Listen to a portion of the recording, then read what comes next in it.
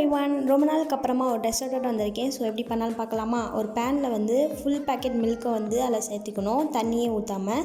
பால் கொதிக்கிறதுக்குள்ளே நம்ம இங்கே வந்து கஸ்டர்ட் பவுடரை வந்து நல்லா கரைச்சி எடுத்துக்கணும், கட்டியே இல்லாமல். ஸோ இந்த மாதிரி நல்லா கரைச்சதுக்கப்புறமா வந்து பாலுமே நல்லா கொதிக்க ஆரம்பிச்சிச்சு. ஸோ இந்த டைமில் வந்து நாங்கள் 3/4 மெஷர்மெண்ட் கப்பில் வந்து சுகர் வந்து ஆட் பண்ணியிருக்கோம். ஸோ உங்களுக்கு இனிப்பு பொறுத்து நீங்கள் வந்து கூடவோ குறைச்சிக்கோ சேர்த்துக்கலாம். ஸோ அதுக்கப்புறமா வந்து கஸ்டர்ட் பவுடருமே நான் கலந்து வச்சுருக்கோம்ல, அதையுமே அந்த பாலில் ஊற்றி நல்லா மிக்ஸ் பண்ணதுக்கப்புறமா ஒரு திக் கன்சிஸ்டன்சியில் வரும். ஸோ அதான் கரெக்டான லெவல். அதுக்கப்புறமா நம்ம கூல் டவுன் பண்ணிக்கலாம்.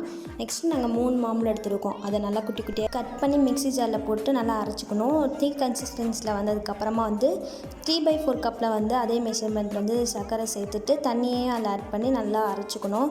ஸோ உங்களுக்கு வந்து இனிப்பு போதும் அப்படின்னா நீங்கள் வந்து ஸ்கிப் பண்ணிக்கலாம். ஸோ இல்லை அப்படின்னா நீங்கள் வந்து சர்க்கரை வந்து ஆட் பண்ணிக்கலாம். நெக்ஸ்ட்டு ப்ரெட்டில் உள்ள சைட் பீஸ் எல்லாம் வந்து நம்ம கட் பண்ணிக்கணும். அதெல்லாம் நம்ம வந்து ப்ரெட் க்ரம்ஸாக யூஸ் பண்ணிக்கலாம். நெக்ஸ்ட்டு ப்ரெட்டை நல்லா செட் பண்ணதுக்கப்புறமா வந்து கஸ்டர்டு அதில் மேலே ஊற்றி, செகண்டு வந்து மேங்கோவை வந்து கஸ்டர்டு மேலே வந்து ஊற்றிக்கணும். அதிகமாகவே நம்ம அந்த கஸ்டர்டையும் மேங்கோவையும் வந்து சேர்த்துக்கணும். அப்போ தான் அந்த ப்ரெட்டோடு நல்லா சேர்ந்து ஊறும். ஸோ அதனால் சாப்பிட்றதுக்கும் நல்லா டேஸ்ட்டாக இருக்கும். எங்களுக்கு குட்டி பவுல் அப்படிங்கிறனால எங்களுக்கு 3 லேயரோடு முடிஞ்சிருச்சு. நீங்கள் வந்து எடுத்துருக்கிற பவுல் வந்து பெருசு அப்படின்னா நீங்கள் வந்து எக்ஸ்ட்ரா வந்து ப்ரெட் ஆட் பண்ணி இந்த மாதிரி கஸ்டர்டும் மேங்கோ வந்து அதிகமாக சேர்த்துக்கலாம்.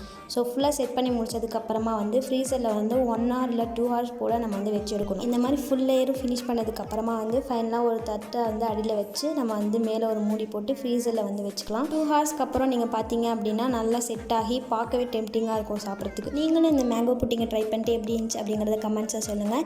இதே மாதிரி வீடியோ பார்க்குறதுக்கு நம்மளோட சேனலை வந்து சப்ஸ்கிரைப் பண்ணிட்டு பாருங்கள். ஸோ இதே மாதிரி நெக்ஸ்ட் வீடியோவில் பார்க்கலாம். டாட்டா.